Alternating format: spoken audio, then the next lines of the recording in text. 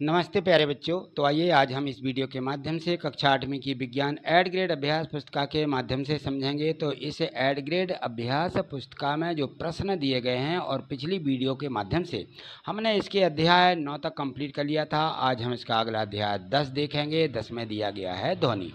तो देखिए ध्वनि क्या होती है, किस प्रकार से ध्वनि हमारे लिए उपयोगी है, सहयोगी होती है, इनकी पूर्ण रूप से इनकी जानकारी इस अध्याय के माध्यम से हमें मिलेगी। और यहाँ देखें पाठ के पूर्व की तैयारी के रूप में जैसे कि बताया जा रहा है कि राजू के पास मान लीजिए एक मोबाइल था, उसने उसकी आवाज़ बंद कर दी। अब यदि उसके पिताजी उसको फ़ोन करते हैं तो राजू को कैसे पता चलेगा कि उसे फ़ोन आया है? यह होती है ध्वनि। जब भी फ़ोन आता है तो मोबाइल में ट्यून बजती है, उसमें कंपन भी होता है, तो राजू उसे अपनी कंपन को महसूस कर पाता है और उसके फ़ोन आया है। जब भी वह ध्वनि पैदा होगी तो वह कंपन होगा, अर्थात कोई कंपायमान वस्तु ध्वनि उत्पन्न करती है। तो जब कंपन होता है तभी ध्वनि आने लगती है। तो यह ध्वनि का कारण है। तो हम उसको वाइब्रेशन में ध्वनि में डाल देते थोड़ा, तो यानी एकदम आवाज़ नहीं आती है लेकिन ध्वनि होने लगती है। तो कुछ यहाँ पर देखिए नीचे जो तालिका दी गई है, इस तालिका के माध्यम से समझिएगा। कुछ वाद्य यंत्रों के नाम दिए गए हैं, उनमें ध्वनि उत्पन्न करने वाले भाग और उनके तरीके दिए गए हैं कि इनमें क्या होता है। जैसे तबला होता है, आपने तबला देखा होगा।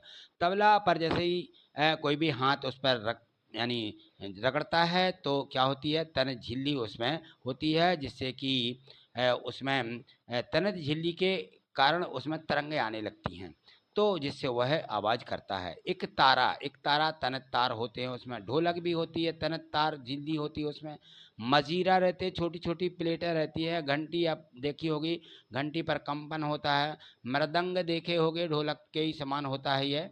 और बीना आपने देखी होगी, ये तनत डोरी रहती है, इसमें तार बंधे रहते हैं। स्कूल की घंटी देखी होगी, ये भी कंपन करती है। हारमोनियम में रीढ़ लगी रहती है और बांसुरी वायु स्तंभ इसमें छिद्र होते हैं, जिनके कारण हम इनकी आवाज़ को क्या करते हैं, सुन पाते हैं। किस कारण से? ध्वनि के माध्यम से। तो इस प्रकार कोई जुलूस चल रहा है, समारोह है, जब बैंड बजते हैं, है ना, तो ढोल की आवाज़ के साथ बड़ी बड़े वो निकलते जाते हैं वहाँ से, तो आसपास के भवनों में जो है कंपन महसूस किया जा सकता है। ध्वनियाँ मानव में निर्मित होती हैं और वह की आवाज़ को सुन लेते हैं। ध्वनियों के संचरण हेतु माध्यम की आवश्यकता होती है। ध्वनि अलग अलग प्रकार की होती है, यह आवृत्ति का कारण है। और यदि आवश्यक रूप से देखा जाए तो यह ध्वनि तो हमारे स्वास्थ्य को प्रभावित भी करती है। इसीलिए हमें अधिक ध्वनि से होने वाले दुष्परिणामों के प्रति सतर्क रहना चाहिए, क्योंकि जहाँ ज़्यादा ध्वनि होती है यानी वहाँ शोरगुल होता है, तो उससे हमारा शरीर पर इफेक्ट है, हमारे शरीर पर प्रभाव पड़ता है। तो हमें ऐसी जगह से बचना चाहिए। आगे देखें, प्रश्न एक दिया गया है और यहाँ पर देखिए ये बहुविकल्पीय प्रश्न है। यहाँ से सही विकल्प पर सही का निशान लगाना है। ध्वनि का तारत्व ज्ञात किया जाता है इसकी आवृत्ति से। जो इसकी आवृत्ति होती है, ध्वनि की आवृत्ति से ही इसके तारत्व का हमें ज्ञान होता है कि इसकी आवृत्ति कितनी है, उतनी ही तेज वह आवाज़ करता है। नीचे देखें, एक चित्र बताया जा रहा है। चित्र के अनुसार अलार्म घड़ी पर बर्तन में रखी गई है। अलार्म की ध्वनि बर्तन के पास खड़े व्यक्ति को स्पष्ट सुनाई देती है। जब यदि बर्तन के अंदर से वायु को पूरी तरह निकाला जाए तो पास खड़े व्यक्ति के लिए अलार्म ध्वनि की प्रबलता कैसे प्रभावित होगी? तो यहाँ देखें, ये अंदर घड़ी अलार्म रखी हुई है, बर्तन रखा हुआ है, नली के द्वारा वायु को निकाला जाता है, तो अलार्म घड़ी यहाँ पर क्या होगी, ध्वनि सुनाई देना बंद हो जाती है। यहाँ पर ध्वनि टकराएगी ऊपर वाली नली में, तो यहाँ से आगे आवाज़ बढ़ नहीं, इनकी जो परतें रहती हैं, इन परतों के माध्यम से टकरा टकरा करके बाहर तक आते आते ख़त्म हो जाती है। इसलिए इसकी सुनाई आवाज़ जो है सुनाई नहीं देती है। आगे देखिए, प्रश्न इसमें है कि मैं एक वाद्य यंत्र हूँ, मुझे कंपित झिल्ली द्वारा ध्वनि उत्पन्न होती है, बताओ मैं निम्न में से कौन हूँ? मैं हूँ तबला। ठीक है ना। इसमें कंपित झिल्ली होती है तबले में। कुछ माध्यमों की सूची नीचे दी गई है, लकड़ी, जल, वायु, निर्वात, इनमें से किन माध्यमों से ध्वनि गमन कर सकती है? तो यहाँ देखिएगा, तो जैसे मान लीजिए लकड़ी में तो ध्वनि उत्पन्न जो है, इसमें जैसे लकड़ी रहती है तो लकड़ी में वायु के माध्यम से और जल के माध्यम से, तीनों के माध्यम से तो इनमें जो है ध्वनि गुजर सकती है, लेकिन निर्वात में ध्वनि नहीं जाती। तो इसमें जो है तीसरा प्रश्न है, इसमें तीसरा दिया गया 1, 2, 3 इन तीनों से ही ध्वनि गमन कर सकती है। अगला प्रश्न है कि ध्वनि की प्रबलता घटाने के लिए हमें ध्वनि के कंपन की आयाम घटाना पड़ेगा। जो कंपन रहता है उसके आयाम को कम करना पड़ सकता है। आगे देखिए प्रश्न यहाँ से नीचे जो दिए गए हैं कि ये रिक्त स्थान हैं और इन रिक्त स्थानों की पूर्ति यहाँ शब्द दिए गए इनसे करना है। प्रबल, हर्टज, शोर, यहाँ पे 20 हर्टज दिया गया है से लेकर के 20,000 हर्टज यहाँ दिया गया आवृत्ति। तो इनको हमें भरना है। तो यहाँ देखें प्रति सेकंड होने वाले दोलनों की संख्या को आवृत्ति कहते हैं। और मानव के जो कान रहते हैं उनके लिए तीव्रता का परास जो है 20 हर्ट्ज होना चाहिए। इससे ज़्यादा की ध्वनि ज़्यादा प्रदूषित होती है। कक्षा में यदि सभी विद्यार्थी एक साथ तेज आवाज़ में बोलें तो जो उत्पन्न ध्वनि है वो क्या कहलाती है? वो शोर कहलाती है ना, शोर करते हैं। कंपन का आयाम जितना अधिक होगा ध्वनि उतनी ही प्रबल होती है। आवृत्ति को हर्टज में व्यक्त किया जाता है, यानी इसको हर्टज से मापा जाता है कि कितने हर्टज की ध्वनि है। आगे देखें लघुत्तरीय प्रश्न दिए गए हैं, अति लघुत्तरीय प्रश्न। इन अति लघुत्तरीय प्रश्न को 1 या 2 वाक्यों में लिखना पड़ता है। तो यहाँ देखिएगा इस प्रकार से हम इनको लिखेंगे कि जब हम बातचीत करते हैं तो क्या हमारे शरीर का कोई भाग कंपन करता है? यदि हाँ तो उसमें उनके नाम लिखिएगा। जब हम बातचीत करते हैं हमारे शरीर में, गले में, स्वर यंत्र में उपस्थित वाक् तंतु कंपन करता है, जिससे कि हमारी ध्वनि, हमारी आवाज़ बाहर निकलती है। प्रश्न चौथा है कि पुरुषों की तुलना में महिलाओं की आवाज़ तीखी क्यों होती है? महिलाओं के स्वर रज्जु द्वारा उत्पन्न ध्वनि पुरुष की ध्वनि में अधिक होती है, इसलिए महिलाओं की आवाज़ पुरुष की आवाज़ से तीक्ष्ण, बहुत तेज होती है। महिलाओं की आवाज़ पुरुष की आवाज़ों से तेज होती है। यहाँ देखिएगा प्रश्न 5, ध्वनि की प्रबलता आयाम पर किस प्रकार निर्भर करती है?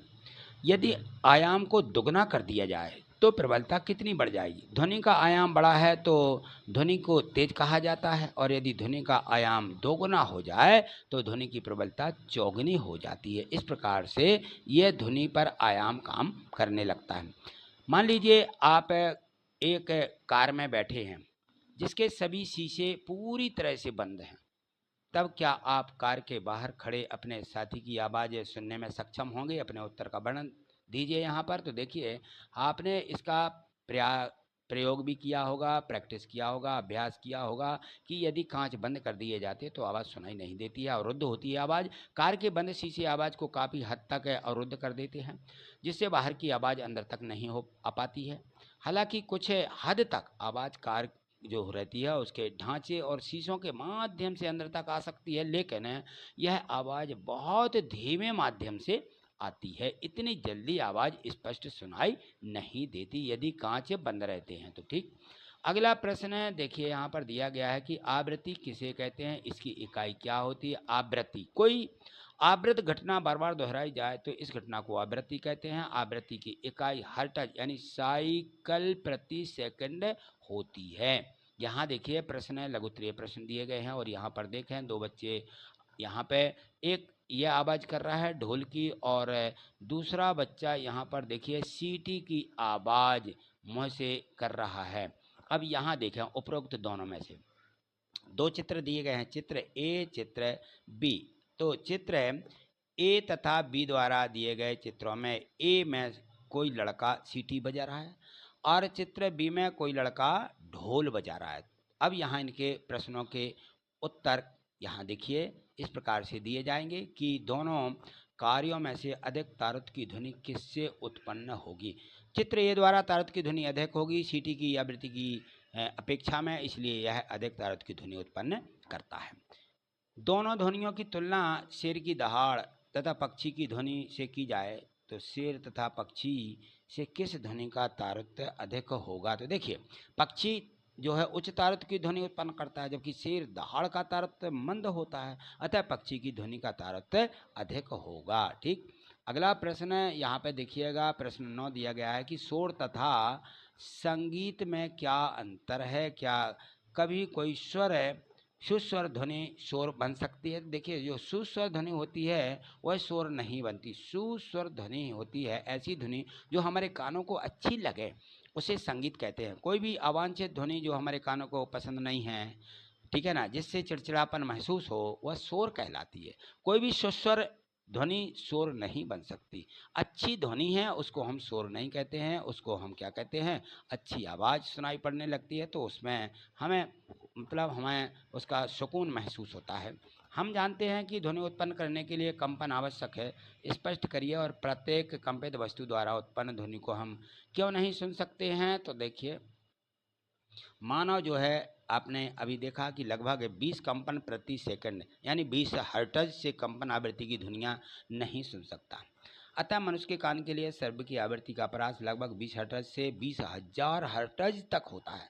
अतः हम केवल 20 हर्ट्ज से 20,000 हर्ट्ज के बीच की आवृत्ति वाली ध्वनियाँ ही सुन पाते हैं। इससे कम की ध्वनि हम नहीं सुन सकते, ठीक है ना। यह मनुष्य के हर्ट्ज की उसकी माप दी गई है। अब यहाँ देखें प्रश्न 11वां दिया है कि श्रव्य तथा अश्रव्य ध्वनियों में अंतर बताइए। तो देखिए जो सुनी जाने वाली ध्वनियाँ हैं और अश्रव्य ध्वनियाँ जो हम नहीं सुन सकते हैं। तो श्रव्य ध्वनियों में 20 हर्ट्ज से लेकर के 20,000 हर्ट्ज की ध्वनियाँ श्रव्य मानी जाती हैं और मानव कान इनको सुन लेता है।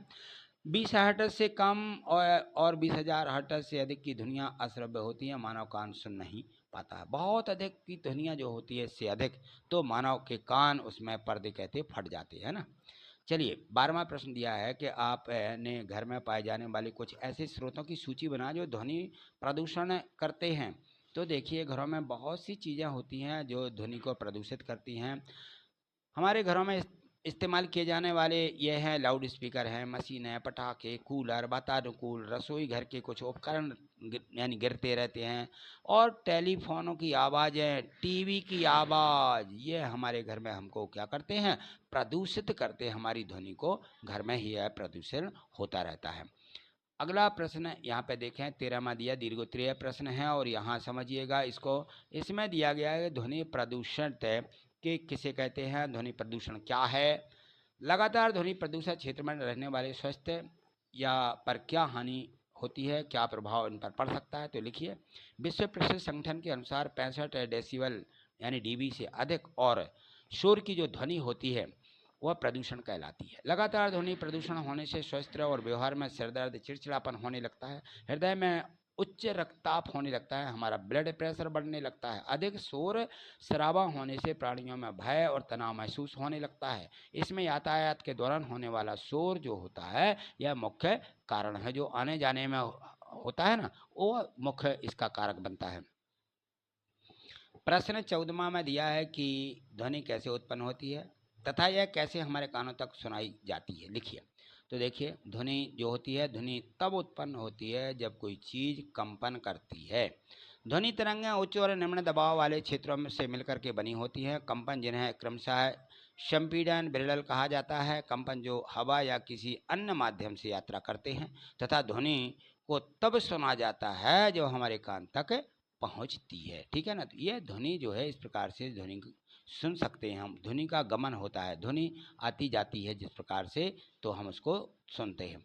प्रश्न 15वां है कि एक दोलक 2 सेकंड में 20 बार दोलन करता है, इसका आवर्तकाल और आवृत्ति ज्ञात कीजिएगा। तो देखिए जब हमें किसी भी दोलनों की माप ज्ञात करते हैं तो यहाँ आवर्तकाल जो रहता है उसका इस सूत्र पर निर्भर करता है कि एक दोलन को पूरा करने में लगा समय आवर्तकाल कहलाता है और आवर्तकाल बराबर 20 दोनों को पूरा करने में लगा समय और यहाँ दोनों की संख्या। तो यहाँ पर देखें जो 20 दोलन लगे हुए हैं यानी 2 सेकंड बटे 20, एक यहाँ पे 2 एकम 2, 2 धाम 20 काट देंगे तो 1/10 सेकंड आ जाएगा। और इसका सूत्र हम इस प्रकार से लिखेंगे, आवृत्ति बराबर दोलनों की संख्या बटे दोलनों में लगा समय। तो दोलनों की संख्या हमारे यहाँ पर कितनी दी गई है, 20 दी गई है। तो यहाँ पर 20 बटे सेकंड ही दिए गए 2 सेकंड, तो बटे में 2 सेकंड और बराबर में आ जाएगा 20 बटे 2, 2 से काट दीजिए, 2 एकम 2, 2 धाम 20, उत्तर आ जाएगा 10 हर्ट्ज। तो इस प्रकार से हमें आवर्तकाल और आवृत्ति यह दोनों निकालने के ये जो यहाँ पर सूत्र दिए गए हैं इनके माध्यम से हम इनको निकालेंगे। अब यहाँ से देखिए दिए गए हैं प्रोजेक्ट कार्य। कम से कम 5 प्रसिद्ध भारतीय संगीतकों तथा उनके द्वारा बजाए जाने वाले वाद्य यंत्रों की सूची बनाओ और चित्र बनाओ। यहाँ पर चित्र चिपकाइए। तो यहाँ पर आपको वादकों के नाम लिखना, वाद्य यंत्र का नाम लिखना और उनका चित्र यहाँ पर बनाना है या चिपका देना। ठीक है, इस प्रकार से मैंने चिपका दिए हैं। यह देखिए, वादक का नाम लिखेंगे हरिप्रसिद्ध चौरसिया, ये बांसुरी वादक हैं, यहाँ बांसुरी का चित्र बना दें। श्यामता प्रसाद मिश्र, ये तबला वादक हैं, यहाँ तबले का चित्र बना दें। पंडित रविशंकर जो हैं ये इनका सितार बजाते हैं, ये तो सितार का चित्र है। अमजद अली खान ये सरोद बजाते हैं, ये सरोद का चित्र है। और बिस्मिल्ला खां ये शहनाई बजाते हैं, यह शहनाई का चित्र है। शहनाई आपने बजते हुए देखी भी होगी। तो इस प्रकार से हमें ये 5 वाद्य यंत्रों के नाम लिखना है और उनके वादक कौन है, कौन बजाता है, अपने यहाँ पे जो प्रसिद्ध है उसका नाम यहाँ पे लिख देना। ठीक, अगला प्रश्न है, साला घर मोहल्ले में अवलोकन करके ऐसे वाद्य यंत्रों की सूची बनाइए जो आपने देखा है। तो यहाँ पर देखेंगे गिटार है, वायलिन, बीड़ा, सितार, सतरंगी, तबला, ढोलक, मृदंग, पियानो, बांसुरी और सैक्सोफोन, माउथ आर्गन, ये चीज़ें हमने यहाँ पर देखी हैं। यहाँ देखिए प्रोजेक्ट कार्ड 2 दिया गया है, अपने आसपास है। स्थिति ऐसी वस्तुओं की सूची बनाइए जो प्रदूषण, ध्वनि प्रदूषण के लिए उत्तरदायी हैं। तो हमारे आसपास ऐसी कई वस्तुएं हैं जो ध्वनि प्रदूषण के लिए उत्तरदायी, जैसे तेज संगीत बजे, परिवहन, यातायात, रेल, हवाई जहाज आदि। ठीक है ना, लान, देखभाल, रख रखाव, निर्माण शामिल है इनमें। और विद्युत जनरेटर भी चलते रहते, खूब तेज आवाज़ करते हैं। पवन टरबाइन होते हैं, विस्फोटन होता है। लोग, ऐसी ध्वनियाँ जो मानसिक रूप से प्रभावित करती हैं वह ध्वनि प्रदूषण के लिए उत्तरदायी हैं। प्रश्न 12वां यहाँ उसका 12 नंबर का, ध्वनि प्रदूषण को दर्शाता हुआ किसी एक पोस्टर का निर्माण करिएगा या ध्वनि प्रदूषण को कम करने हेतु 2 स्लोगन के नारे भी लिखिए। तो इस प्रकार से आप ध्वनि प्रदूषण का चित्र लगा सकते हो, कहीं से आपको मिल जाएगा। तो इस प्रकार से आप देखिए, यहाँ पर यह ध्वनि प्रदूषण, यहाँ पर देखें यह जोर जोर से माइक से चिल्ला रहा है, बोल रहा है। यहाँ पर यह माइक से ये इस तरफ से बोल रहा है ना। ये कारें जा रही हैं, इनका भी आवाज़ होती है। लड़का खड़ा हुआ है यहाँ पर, देखिए पटाखों की आवाज़, हवाई जहाज़ की आवाज़, ट्रेन की आवाज़, और यहाँ पर चीख रहा है ना। तो इस प्रकार का एक चित्र आपको बना देना है। ऐसा चित्र बनाएंगे। और देखें यहाँ पर इन प्रश्नों का यहाँ पर हम लिखेंगे, प्रदूषण से, ध्वनि प्रदूषण से यह बढ़ता है दिमागी तनाव और स्वच्छ वातावरण का आप करें चुनाव। इस प्रकार के हम स्लोगन लिखेंगे यहाँ पर। और मशीनों ने मचाया शोर, ध्वनि प्रदूषण चारों ओर है, चारों ओर। ठीक है ना। तो इस प्रकार से आपको यहाँ पे स्लोगन बनाने हैं, 2 नारे लिख देना है। चलिए, तो ये दिए गए थे प्रश्न 1 से लेकर के 20 तक के प्रश्न हैं, वो भी आपने 15 तक के कंप्लीट किए। प्रोजेक्ट कार्यों को बहुत अच्छे तरीके से समझ लिया, कंप्लीट भी कर लीजिए। और